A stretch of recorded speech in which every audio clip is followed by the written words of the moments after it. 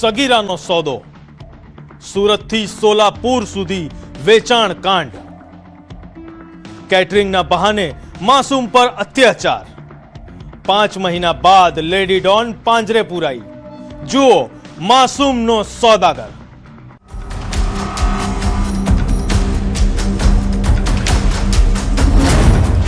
સગીરાનો સોદો, માનવ તસ્કરીનો પર્દાફાશ, માસૂમિયતનો વેપાર। સુરતનો એક એવો વિસ્તાર જ્યાં ગરીબીની આડમાં પાપના સોદાગરો સક્રિય છે। કાળો નકાબ પહેરીને ઉભેલી આ મહિલાનું નામ છે ફરજાના ઉર્ફે ફજ્જો। ચહેરો ઢંકાયેલો છે પણ પાપના ડાઘા સ્પષ્ટ છે। માત્ર 14 વર્ષની એક સગીરાને કેટરિંગના કામની લાલચ આપી તેને મહારાષ્ટ્રના સોલાપુરમાં વેચી મારવાનું આ ભયાનક રેકેટ છે, જેમાં સમાન બનીને આવી હતી। તેણે જ દીકરીની આબરૂનો સોદો 2 લાખ રૂપિયામાં કરી નાખ્યો। 2 લાખમાં સોદો, માસૂમ પર અત્યાચાર। તપાસ શરૂ થઈ તો ચોંકાવનારા ખુલાસા થયા। પહેલા સગીરાને લસકાણા લઈ જઈ 50,000માં સોએબ નામના શખ્સને વેચવાનો પ્રયાસ થયો, પણ ત્યાં દાળ ન ગળી।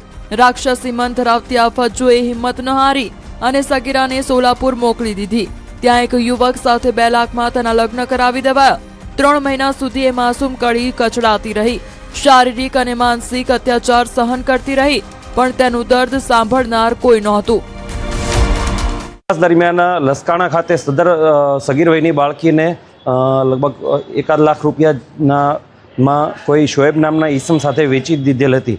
જે અનુસંધાને શોએબ તેમજ આરોપીઓ જે જૂના અગાઉ પણ 2 આરોપી પકડાઈ ગયા છે તે પકડી પાડેલ હતા। ત્યારબાદ બીજા 2 આરોપીઓ પકડવાના બાકી હતા। પાપનો ઘડો આખરે ભરાયો। સગીરા સુરત પરત ફરી અને આપવીતી જણાવી। પોલીસે નૂરી અને વસીમને તો જેલ ભેગા કર્યા હતા, પણ મુખ્ય સૂત્રધાર ફરજાના 5 મહિનાથી પોલીસને હંફાવી રહી હતી। અંતે અંકલેશ્વરના ખરોડ ખાતેથી ફજ્જો અને તેને આશરો આપનાર તેના દિયર આરીફને ઝડપી લેવાયા છે। હ્યુમન ઇન્ટેલિજન્સ અને ટેકનિકલ સર્વેલન્સના જોરે પોલીસે આ માનવ તસ્કરીના રેકેટના મૂળ સુધી પહોંચવામાં સફળતા મેળવી છે।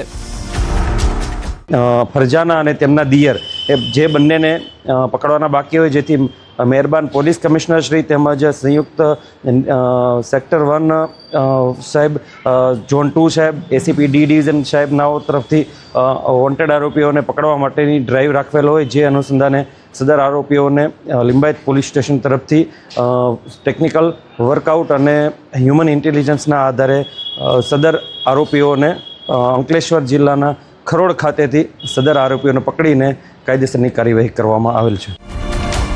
સુરત પોલીસે આ ઓપરેશન પાર પાડીને માનવ તસ્કરી કરતા તત્વોને કડક ચેતવણી આપી છે। પોલીસની ટીમ હવે તપાસ કરી રહી છે કે શું ફજ્જોએ બીજી કેટલી દીકરીઓના સોદા કર્યા છે। સાવધાન રહેજો, તમારી આસપાસ કામની લાલચ આપનાર કોઈ ફજ્જો તો નથી ને। સુરતથી કીર્તેશ પટેલ, ન્યૂઝ 18 ગુજરાતી।